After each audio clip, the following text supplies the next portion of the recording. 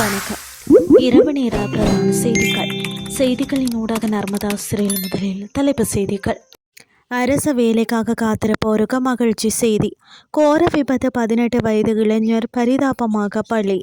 தீவிரமடையும் மத்திய கிழக்கு போர், உலக நாடுகளுக்கு ஏற்பட்டுள்ள நெருக்கடி. இனி விரிவான செய்திகள். அரசு சேவைக்கு 72,000 புதிய ஊழியர்களை இணைத்துக் கொள்ள உள்ளதாக பிரதி அமைச்சர் நளின் கேவகே தெரிவித்துள்ளார். கடந்த காலங்களில் அரசு சேவைக்கான நியமனங்கள் மற்றும் பதவி உயர்வுகள் முறையான தகுதிகளின் அடிப்படையில் வழங்கப்பட்டதால் அரசு சேவையின் தரம் கடுமையாக வீழ்ச்சியடைந்துள்ளதாக பிரதி அமைச்சர் குற்றம் சாட்டினார். கொழும்பில் நடைபெற்ற நிகழ்வொன்றில் ஊடகங்களுக்கு கருத்து தெரிவிக்கும் போதே அவர் இதனை குறிப்பிட்டார்.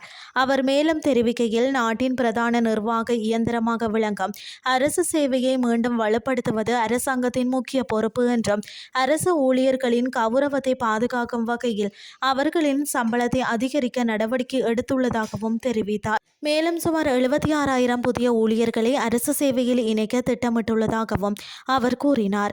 இனிவரும் காலங்களில் அரசு ஊழியர்களின் இடமாற்றங்கள், பதவி உயர்வுகள் மற்றும் பாடசாலை அனுமதி உள்ளிட்ட விடயங்கள் அரசியல் தலையீடுகளின்றி முறையான பொறிமுறையின் ஊடாக முன்னெடுக்கப்படும் எனவும் நளின் கேவகே உறுதியளித்தார்.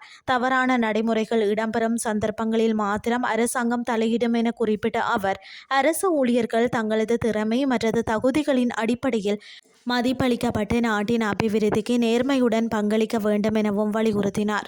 தம்புள்ளை பகுதியில் இடம்பெற்ற விபத்தில் 18 வயதுடைய இளைஞர் உயிரிழந்துள்ளதாக காவல்துறையினர் தெரிவித்துள்ளனர்.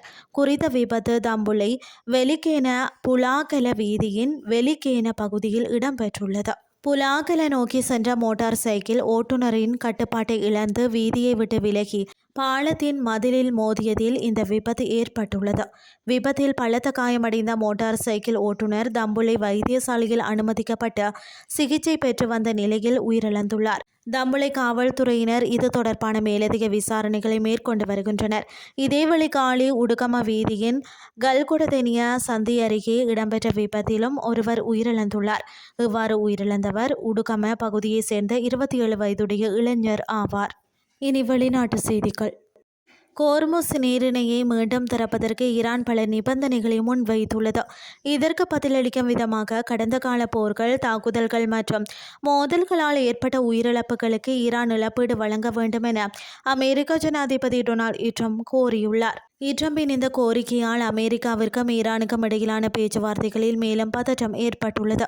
இதனால் கோர்முஸ் நீரிணையை மீண்டும் திறப்பது தொடர்பான உடன்பாடு எட்டுவதற்கான வாய்ப்புகளும் பாதிக்கப்பட்டுள்ளதாக தெரிவிக்கப்படுகிறது. இதன் தாக்கமாக சர்வதேச சந்தையில் மசகு எண்ணெய் விலை மீண்டும் அதிகரித்துள்ளது. செய்திகள் யாவும் நிறைவடைகின்றது.